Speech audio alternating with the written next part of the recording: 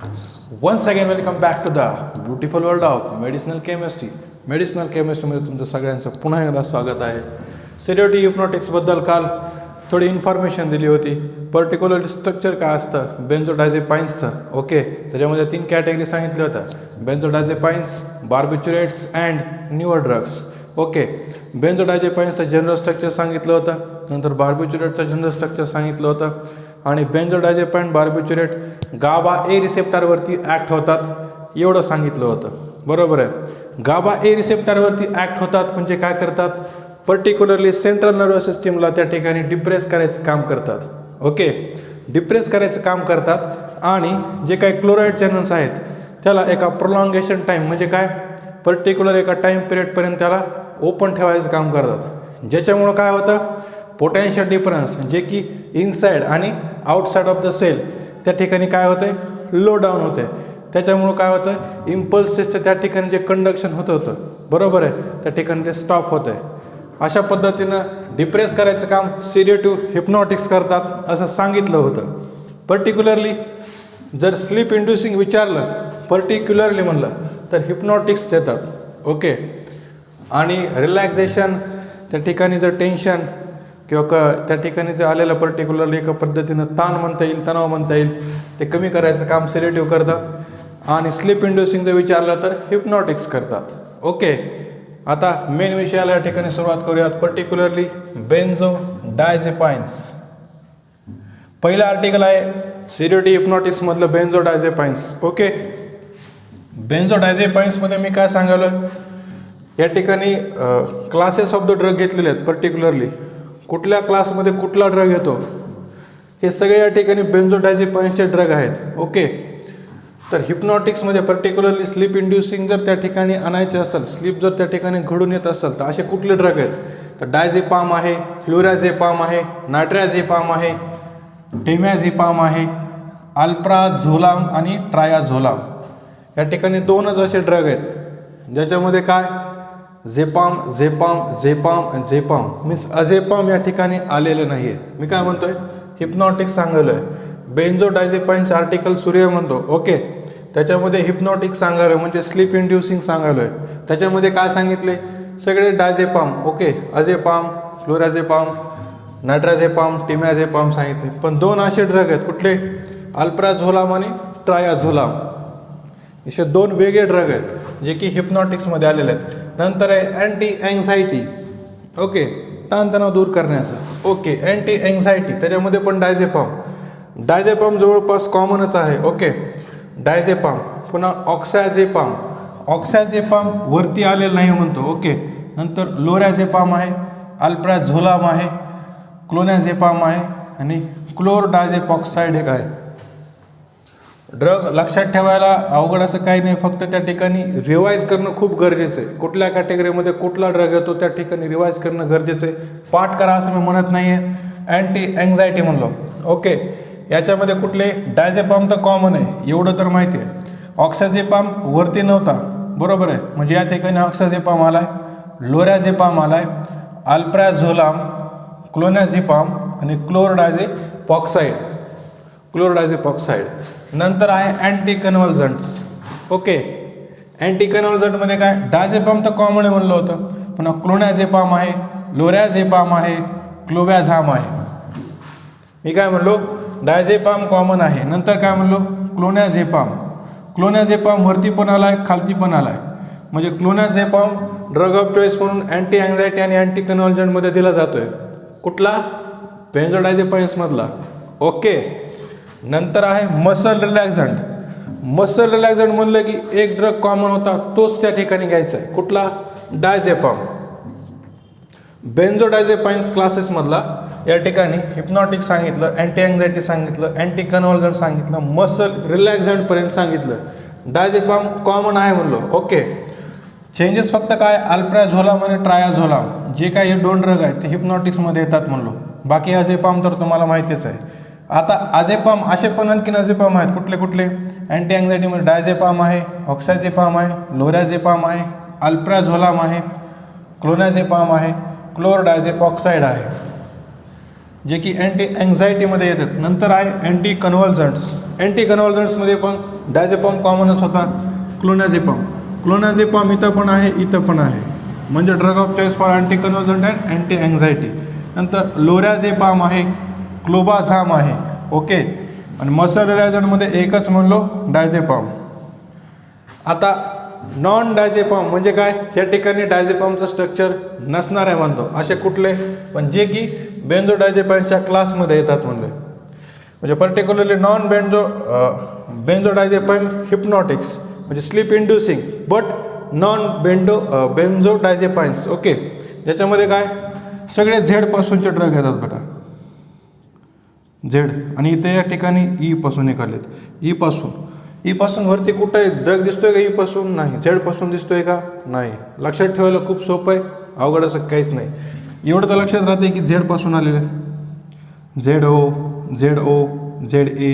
पुन्हा ईपासून कुठला, ईपासून पण वरी कोणी नाही. ओके. ईपासून हे 2 ड्रग आहेत. ओके. म्हणजे नॉन बेन्झोडायझेपाइन हिप्नोटिक्स म्हणलेलो आहे. त्याच्यामध्ये काय झोपिक्लोन आहे, झोल्पिडेन आहे, झॅलेप्लॉन आहे. आणि खालचे जे ड्रोन ईपासून सुरू झाले आहेत कुठले, इझोपिक्लोन. कसं प्रोनाऊन्सिएशन करायचं आहे तुमच्या हातात आहे. इझोपिक्लोन आणि इटिझोलाम. शब्दाला फोड करायची आणखीन सोपं होत आहे. इझोपिक्लोन आणि इटिझोलाम, जे की नॉन बेन्झोडायझेपम हिप्नोटिक्समध्ये सिडेटिव्ह हिप्नोटिक्सच्या क्लासेसमध्ये येतात म्हणतो. ओके. आता या ठिकाणी तुम्हाला सार सांगणार होतं म्हणलेलं आहे. सार म्हणजे काय, स्ट्रक्चरल ॲक्टिव्हिटी रिलेशनशिप. खूपच सोपं आहे. सार म्हणजे काय, स्ट्रक्चरल ॲक्टिव्हिटी रिलेशनशिप. म्हणजे पर्टिक्युलर एखादा फंक्शनल ग्रुप जर त्या रिंगवरती जाऊन बसला तर त्या रिंगमध्ये त्या ठिकाणी ॲक्टिव्हिटी डिक्रीज झाली का इन्क्रीज झाली आहे हे बघणं खूप गरजेचं असतं. त्याच्यासाठी आपण स्ट्रक्चरल ॲक्टिव्हिटी रिलेशनशिप पर्टिक्युलर एखाद्या ड्रगची घेतो. सिडेटिव्ह हिप्नॉटिक्समध्ये बेन्झोडायझेपाइन्स या ठिकाणी आपल्याला सार बघायचं आहे म्हणलेलं आहे. त्याच्यासाठी स्ट्रक्चर माहिती असणं खूप गरजेचं आहे. मी काय म्हणलो होतो, 2 बेन्झीन रिंग काढा म्हणलो होतो. ओके. पहिली बेन्झीन रिंग ए काढली. ओके.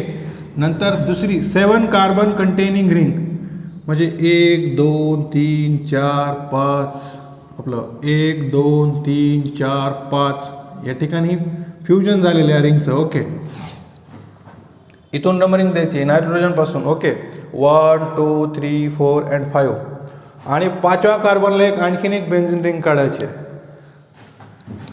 म्हणजे लक्षात एकच ठेवायचं, ए म्हणजे ही बेन्झीन रिंग आहे. दुसरी एक रिंग काढली 7 कार्बन कंटेनिंग, जिची नंबरिंग इथून सुरू केली, इथं 5ला त्या ठिकाणी एक दुसरी बेन्झीन रिंग काढलेली आहे. स्ट्रक्चर जर काढा येत नसेल तर मी काय सांगावं लक्ष द्या पुन्हा एकदा. या ठिकाणी एक नायट्रोजन काढलेला आहे, नंतर इथून नंबरिंग 1 2 3 4 5 आणि 5व्या कार्बनला या ठिकाणी एक बेन्झीन रिंग काढलेली आहे आणि या ठिकाणी अटॅचमेंट दाखवलेली आहे इकडं. ओके. ही बी रिंग आहे, ही सी रिंग आहे. मी काय म्हणलो, 3 रिंग सिस्टीम्स आहे. Okay. A ring, B ring and C ring. Okay. आता या ठिकाणी वेगवेगळे फंक्शन ग्रुप जर ॲड केले, ॲक्टिव्हिटी डिक्रीज झाली आहे का इन्क्रीज झाली आहे ते पाहायचं. म्हणजे रिंग ए म्हणजे पर्टिक्युलर या रिंगच्या सोबत आपण त्या ठिकाणी ॲक्टिव्हिटी काय होते ते बघूयात. ओके. या रिंगला तुम्हाला कुठतरी एक अटॅचमेंट दिसत असेल 7व्या कार्बनला. आता नंबरिंग कशी दिली लक्षात ठेवा. इथून 1 2 3 4 5 लगेच इकडं 6 7 8 आणि 9. मग या रिंग म्हणजे ही ए रिंग आहे. या ए रिंगमध्ये काय 7व्या पोझिशनला एक्स लावलेला आहे. एक्स मीन्स काय, सपोज एक्स मीन्स हॅलोजन.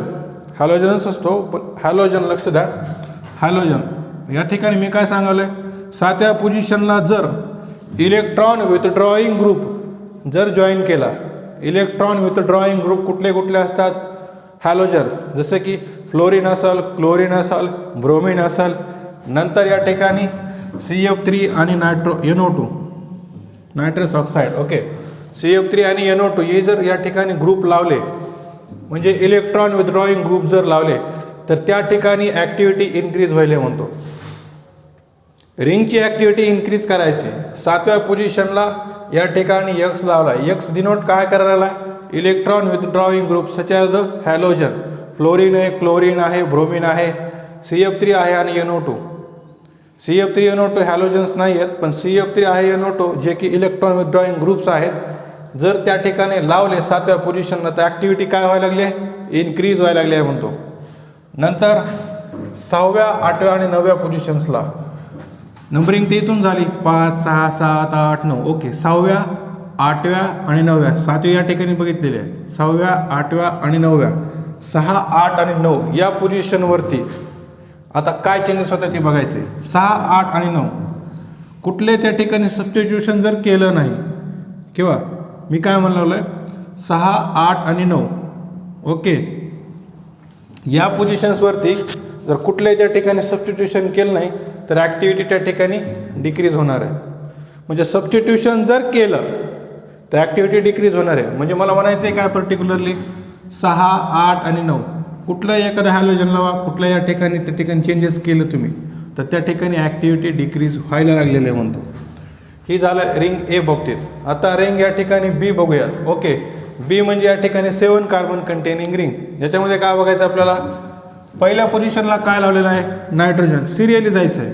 पहिल्या पोझिशनला नायट्रोजन लावलेला आहे. नायट्रोजन हा ऑप्टिमल ॲक्टिव्हिटी दाखवण्यासाठी या रिंगची ओके त्या ठिकाणी खूप गरजेचं आहे.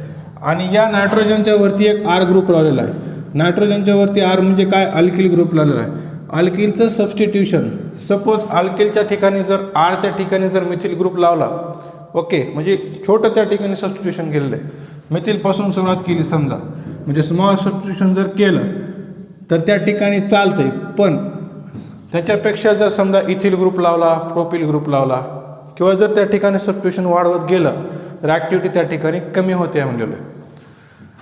बरोबर आहे. मी काय म्हणलो, nitrogen is essential for the optimal activity. Okay, नायट्रोजनच्या वरती आर ग्रुप लावलेला म्हणतो. आरपर्यंत या ठिकाणी आरला जर मिथिल ग्रुप लावला म्हणजे लिटल सबस्टिट्यूशन किंवा त्या ठिकाणी स्मॉल सबस्टिट्यूशन केलेलं आहे. मग स्मॉल सबस्टिट्यूशन असेल तर चालतं आहे. पण मिथिल सोडून समजा इथिल आहे, प्रोपिल आहे किंवा ब्युटील आहे असं जर सबस्टिट्यूशन केलं तर त्या ठिकाणी ॲक्टिव्हिटी डिक्रीज व्हायला लागली आहे म्हणतो. नंतर दुसऱ्या पोझिशनला तुम्हाला कार्बोनिल ग्रुप दिसत असेल. ओके, म्हणजे at second position of the B ring there is a presence of carbonyl group. Okay, there is a presence of carbonyl group that is essential for the activity. म्हणजे ॲक्टिव्हिटीसाठी त्या ठिकाणी carbonyl group असणं खूप गरजेचं आहे म्हणतोय. ओके, नंतर या ठिकाणी तिसऱ्या पोझिशनला 1 झाली, 2 झाली, आता 3. तिसऱ्या पोझिशनला काय करायचं आता बघा, अल्किल सबस्टिट्यूशन जर केलं तर ॲक्टिव्हिटी त्या ठिकाणी डिक्रीज व्हायला लागली. अल्किल सबस्टिट्यूशन म्हणजे काय, मिथिल असेल, इथिल असेल, प्रोपिल असेल, ब्युटील असेल असं जर सबस्टिट्यूशन केलं तर ॲक्टिव्हिटी त्या ठिकाणी डिक्रीज व्हायला लागलेलं म्हणतो. कुठं, तिसऱ्या पोझिशन्सला. ओके, आता तिसऱ्या पोझिशन्सला जर OH ग्रुप लावला, अल्किलचं बघितलं, आता OH ग्रुप जर लावला, समजा या ठिकाणी जर OH ग्रुप लावला, ओके, तिसऱ्या पोझिशनला OH ग्रुप लावला तर फार्मॅकोकायनेटिकली म्हणजे काय, हे फार्मॅकोकायनेटिकली त्या ठिकाणी इम्पॉर्टंट ॲक्टिव्हिटी दाखवतो. कोण, हा जनरल स्ट्रक्चर कुणाचं, त्या ठिकाणी बेन्झोडायझेपाईन्सचं. ओके, म्हणजे मला म्हणायचं आहे काय, आता फार्मॅकोकायनेटिकली म्हणलेलं आहे. म्हणजे आपला सब्जेक्ट मी या ठिकाणी मेडिकेम सांगायला लागलो आहे आणि त्या ठिकाणी आपल्याला उल्लेख कशाचा करायला लागला आपण, या ड्रगचा. ओके, या ड्रगच्या पर्टिक्युलर स्ट्रक्चरचा, या ड्रगच्या पर्टिक्युलर सारचा. Okay, medchem point of view बघायला लागलेलो आहेत. पण इथं सांगितले फार्मॅकोकायनेटिकली इम्पॉर्टंट. तुम्हाला जवळपास कोलॉजी माहीत असेल. ओके, कोलॉजी सगळ्यालाच माहिती आहे. कोलॉजीमध्ये फार्मॅकोकायनेटिक, फार्मॅकोडायनेमिक या टर्म्स येतात. ओके, ते पण आपण बघायचं आहे. ते नंतर त्या ठिकाणी आपण नंतर त्या ठिकाणी इन्व्हॉल्वमेंट दाखवू त्या सब्जेक्टमध्ये. फक्त कोलॉजी सांगितले. ओके, कोलॉजीमध्ये फार्मॅकोकायनेटिक, फार्मॅकोडायनेमिक वेगवेगळे त्या ठिकाणी ॲक्शन्स येत असतात पर्टिक्युलर ड्रगच्या. पण या ठिकाणी एवढं लक्षात घ्या की फार्मॅकोकायनेटिकली हा इम्पॉर्टंट ॲक्टिव्हिटी दाखवतो असं म्हणलेलो आहे मी.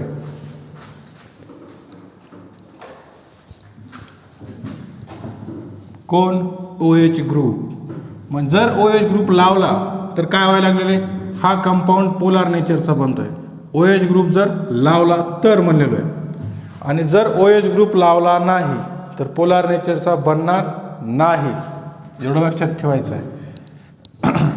आणि जर OH ग्रुप जर त्या ठिकाणी रिड्यूस केला तर T हाफ जो आहे ओके, टी हाफ जो आहे त्या ठिकाणी एकदम लॉंगर होतो, टी हाफ लॉंगर होतो. जर ओ एच ग्रुप काढून टाकला तर, ओ एच ग्रुप ठेवला तर काय ठिकाणी चेंजेस होणार नाही, कंपाऊंड पोलार नेचरचा बनणार आहे असं या ठिकाणी सांगितलेलं आहे. आणि जर या ठिकाणी कार्बोनिल ग्रुप लावला, कार्बोनिल म्हणजे काय, डबल बॉन्ड हो. जर कार्बोनिल ग्रुप लावला तर ड्युरेशन ऑफ ॲक्शन जे आहे त्या ठिकाणी त्या ड्रगची त्या ठिकाणी इन्क्रीज होणार आहे म्हणतो. चेंजेस काय काय केले कळालं. ओ एच ग्रुप जर लावला तर काय व्हायला लागलं, कंपाऊंड पोलार नेचरचा बनाला. ओ एच ग्रुप काढून टाकला तर टी हाफ त्या ठिकाणी इन्क्रीज व्हायला लागलेला म्हणतो. आणि जर त्या ठिकाणी कार्बोनिल ग्रुप लावला तर ड्युरेशन ऑफ ॲक्शन वाढायला लागलेलं म्हणतो. कुठल्या पोझिशन्सला, थर्ड पोझिशन्सला. ओके, आता या ठिकाणी फोर्थ पोझिशन, फोर्थ आणि फिफ्थमध्ये तुम्हाला एक डबल बॉन्ड दिसेल. ओके, स्ट्रक्चरमध्ये फोर्थ आणि फिफ्थमध्ये डबल बॉन्ड जो आहे त्याची जर शिफ्टिंग 3 आणि 4मध्ये केली, म्हणजे 4 अँड 5मधला जो डबल बॉन्ड आहे त्याची शिफ्टिंग जर 3 आणि 4मध्ये केली तर काय होते, ॲक्टिव्हिटी डिक्रीज व्हायला लागली. म्हणजे इथं जर डबल बॉन्ड असेल तर ॲक्टिव्हिटी इन्क्रीज होते, इथं जर डबल बॉन्ड आला तर ॲक्टिव्हिटी डिक्रीज होते म्हणलो. आणि आता शेवटचा आहे, 5व्या पोझिशनला एक फिनल रिंग अटॅच केलेली दिसते का, 5व्या पोझिशनला फिनल रिंग अटॅच केलेली, जी काय करते, ॲक्टिव्हिटी प्रमोट करायचं काम करते, ॲक्टिव्हिटी इन्क्रीज करायचं काम करते म्हणतो. एकदा ओव्हरऑल या ठिकाणी डबल एकदा आपण स्ट्रक्चर पाहूया. मी काय सांगितलं, पर्टिक्युलरली सिरियली बेन्झोडायझेपाईनमध्ये hypnotic, anti anxiety, anti convulsant, muscle relaxant, non diazepam hypnotics. Non diazepam हिप्नॉटिक्समध्ये सांगितलं होतं झेड आणि ई पासून आलेले ड्रग, म्हणजे झोपली कोण आहे, झोपली कोण झोपली डेम आहे, झॅलोप्लोन आहे, नंतर इझोपिक्लोन आहे आणि इटिझोलॅम आहे. बाकी वरचं तर तुम्हाला सांगितलं डायझेपाम कॉमन आहे, मसल रिलॅक्झनमध्ये फक्त एकच डायझेपाम येतो आहे म्हणून सांगितलेलं आहे.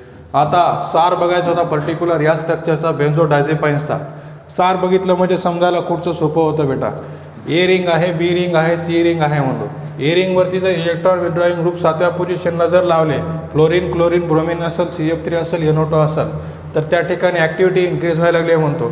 6व्या 8व्या पोझिशनला जर सबस्टिट्यूशन केलं काय, तर ॲक्टिव्हिटी त्या ठिकाणी डिक्रीज होते आहे म्हणतो. ओके, नंतर रिंग या ठिकाणी बी बघूया. फर्स्ट पोझिशनला नायट्रोजन ग्रुप ॲक्टिव्हिटी मेंटेन करतो आहे म्हणतो. आरवरचं सबस्टिट्यूशन जर मिथिलपर्यंत असेल तर त्या ठिकाणी ॲक्टिव्हिटी मेंटेन होते. जर इथिल, प्रोपिल, ब्युटिल जर लावत गेलात तर त्या ठिकाणी ॲक्टिव्हिटी डिक्रीज होते म्हणतो. कार्बोनिल ग्रुप सेकंड पोझिशनवरती इम्पॉर्टंट दाखवतो ॲक्टिव्हिटीसाठी. नंतर तिसऱ्या पोझिशनला जर आपण ओ एच ग्रुप लावला तर ओ एच ग्रुप पोलार नेचरचा कंपाऊंड तयार करतो आहे. आणि जर ओ एच ग्रुप काढून टाकला तर लेस पोलार कंपाऊंड, ज्याचं की टी हाफ त्या ठिकाणी लॉंगर बनतं आहे म्हणलो. नंतर जर कार्बोनिल ग्रुप लावला म्हणजे डबल बॉन्ड ओ जर लावला तिसऱ्या पोझिशन्सला, म्हणजे या पोझिशन्सला जर कार्बोनिल ग्रुप लावला तर त्या ठिकाणी जे येणारं स्ट्रक्चर आहे त्याचं ड्युरेशन ऑफ ॲक्शन त्या ठिकाणी वाढणार आहे म्हणतो आहे. नंतर 4थ्या आणि 5व्या पोझिशनमध्ये एक डबल बॉन्ड आहे जो की इसेन्शियल ॲक्टिव्हिटी दाखवतो त्या कंपाऊंडची. जर तो डबल बॉन्ड शिफ्ट केला तिसऱ्या आणि 4थ्या पोझिशनवरती तर ॲक्टिव्हिटी त्या ठिकाणी कमी होईल म्हणतो. 5व्या पोझिशनला एक फिनल रिंग दिसते, बरोबर आहे, जी की ॲक्टिव्हिटी प्रमोट करायचं काम करते. असा जवळपास सेडेटिव्ह हिप्नॉटिक्समधला बेन्झोडायझेपाईन्सचा सार या ठिकाणी संपलेला आहे म्हणतो. नेक्स्ट लेक्चरमध्ये आपण पाहूयात particular structures of the particular drug. Till then, bye.